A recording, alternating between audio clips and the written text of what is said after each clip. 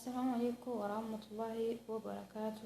جرجرتو الشمار قفوني الوان رموك أكاليواني في جاريوان إدي الدنيا على ترقمتني باقي نجاد راتني ربي الساعات يوم جتتنا كيسا إسنك هي أنا اللي نجاكوتي أنا تموتو بيدا وري تموتو بيش ما تيتاتن هدو تكجلتو ما إسنين جرا ورجنا حرار أفتن كوتانا تدولا ما ديكي يتا سبسكرايب لايك شير كوتشون تكتنا إسنين جرا وري ما ديكي يتا تنمو لايك يرو هندا ولفاتان ولا ججبسنو ققالوني في غغاريون كينا إسنين جرا nama kamiyyuu subscribe godhaaf like godhaaf isin jira warra ammoo haaraa dhuftanii subscribe nama kamiyyuu ilmaan oromoo qaqqaalawanii fi gaggaareewwanii gootan hanga danda'ame tokko yoo isin danda'ame viidiyoo nama sanii daawwadhaa isin jedha sababni isaatis sababa isin viidiyoo san daawwattanii subscribe gootaniif subscribe isaa irraa hin kaafamu yoo isin odoo viidiyoon daawwatin subscribe gootanii irraa duubatti deebitanii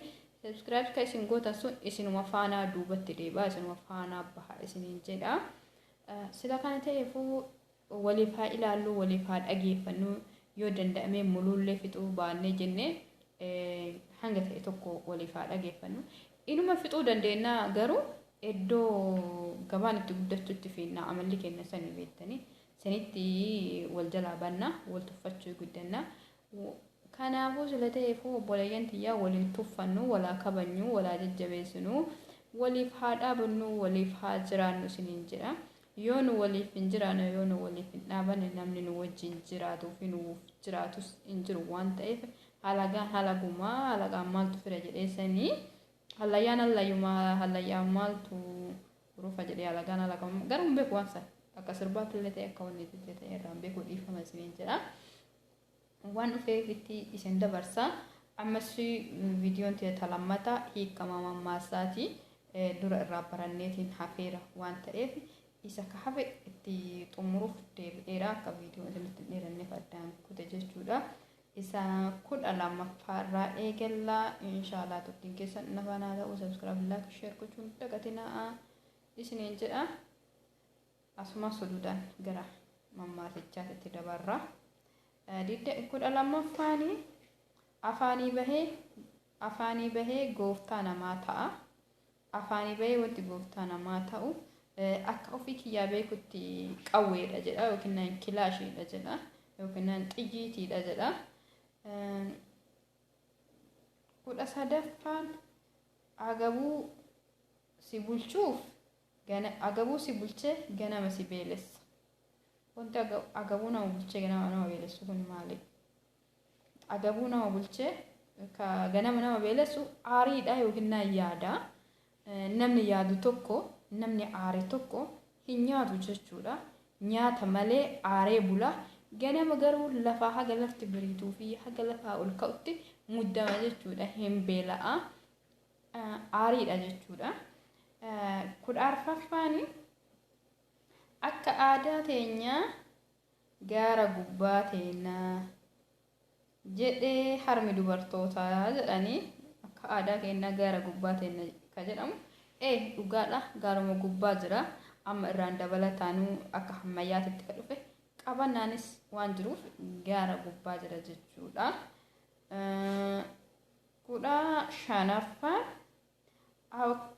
akka ebaluu sirbaan morma nama jallisaa akka ebaluu sirbaan morma nama jallisa kun akka mammaasaatti illee fudhatama mammaakama inni mammaakumaayyuu samattu akka ebaluu sirbina jechuun morma nama jallisa dhugaadha akka namaatitti bullaa yookiin akka nama saniititti taanaan nama sanii nama qixxeessitu namu akkuma ofiitii fi akka mataa ofiitii fi akka kaayyoo ofiitii fi akka jireenya ofiitti buluu qabaata isiniin jedha akka jaldeessaatitti uttaalatti illeetti fattaatee illee hin jedhama jaldeessaa akkeessa yookiin akka jaldeessi ta'u san ta'a jettee illeettiin isiin xiqqishuudha miti akkasitti luttisii gargar bade jedhama. kudha jahaffaanii akka beekutti dhalaa yookiin dahaa nadhiisaa jette intalti harka namaa didduu mata jabaattuu jechuudha mata jabaattuu intalaa waan namni jedhuun hin dhageenye akka ofii kiyyaa yookiin akka mataa kiyyaatitti daa'umsa kiyya yookiin dhala isiisan dhala jettee torbaffaan akka cabutti hokkola. Akka cabanitti hokkolu. Innis akka cabanitti hokkoloo jedhame namni tokko cabnan isaa ka miidhaa isaa guddaa ta'etti yookiin ka irra xinnaa ta'etti akka isaa mijateetti hokkolaa deema. 18ffaan akka didaa fi akka dinnatti na bulchi.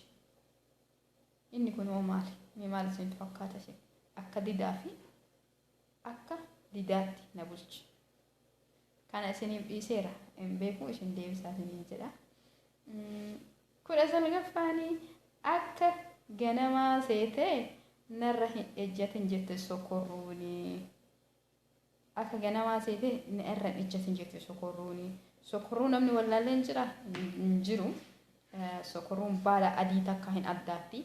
Gaafa lafaa ol baatu hin lallaafti. Kophaa isii taatee baati. Gaafa ammoo hojjabaateetti wal dhantee wal hortee gamtaa taati. Waan gamtaa taateefu akka gaafa isiin dur calqaba lafaa ol baatu san adda isii seeniiti yookiin akka ganamaa san duraa san seenii irra ijjachuu fi muruu hin danda'an jechuudha. Hin tuuchuufti maatii gamtaa godhattee gamtaan jiraatti jechuudha. Nuufillee akka sokorruu san nu haa taasisuu isiniin jedha. Gamtaa sokorruu san nuuf haa kennu rabbii isiniin jedha. Ilmaan Oromoo qaqqaaliiwwanii fi gaggaariiwwan kenna.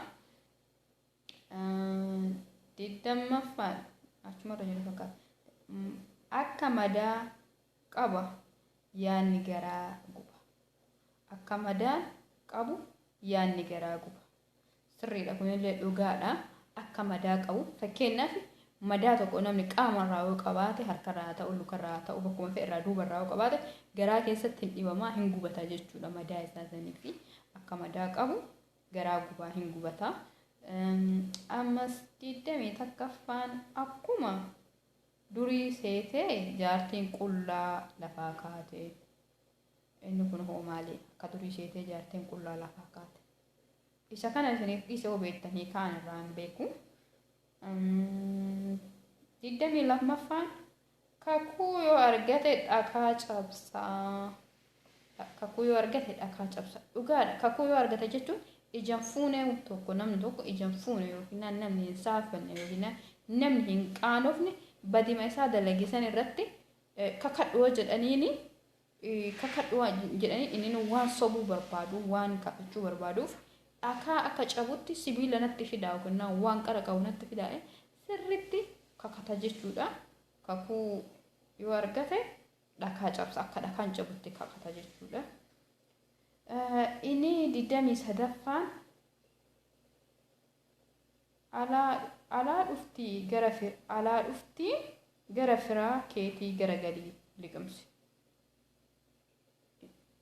Yaani inni kunis naan gallee yoo dandeettan komentii jala barreessaa isinii jedha.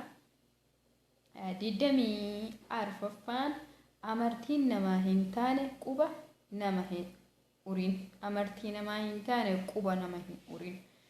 Sirriidha. Amartii namaa hin taane jechuun namni wallaale qubeellaa yookiin kaadhimaan namaa kenne tokko harkatti nama godhate amartii jedhamti. Qubeellaallee hin jedhamti. Qubeellee hin jedhamti. Isiin suni jaarsa namaa hin taane jechuudha. Abbaa manaa namaa hin taane umurii namaa fixa yookiin umurii namaa daangessaa. Inni kun kamii wallaalata jechuudha. Shamarran keenya warra amma booyu nama isaaf hin taane nama isaaf hin taane umurii isaanii yookiin fayyaa isaanii dhabanii fi dhibee irra of ga'utti deeman kana isaan ilaalata. Rabbii ijoollee shamarran keenya ufaa beeksisu kulma keenya ufaa beeksisu isiniin jedha. Ammallee 26ffaa ameessi okolee didee okkotee hin diduu jedha. Ameessi okolee didee okkotee hin diduu. Ameessi okolee didee okkotee hin diduu jenne saawwan keessaa saani tokko yoo kennaan yoo elmamuu dide hin hoosifata. Ilmoo ofii hoosifata yookiin yoo ammoo sanillee didee yootiin jedhe gurguramuun takkallee hin jirti. Qalamee nyaatamuun takkallee hin jiru. Okkolee didu okkotee didaa jedhanii namni fakkeenyaaf okkolee didu okkotee didaa. Wanta didaa wayii waan diduu wayii waan didaa wayii akkasumatti fakkaatee dogongora dhiifama naa godhaa isiniin jedha. 27ffaan ani beeka bakka na dhukkubu anattis miti maraafuu bakkuma koobdan kiyya jedhe san na koobaa jettee koobne. Isa kanallee isiniif dhiisee irraa hin beeku jedha viidiyoo isinitti dheeratte daqiiqaan hunda dabarsuun barbaadu ammaanillee nagarra naaf turaa isin jira. Assalaamu alaykum warahmatullaahi wabarakaatu. Isin jaaladha. Subscribe, like, share gochuun dagatinaa isin jira qaqqaalawwanii fi gaggaareewwan.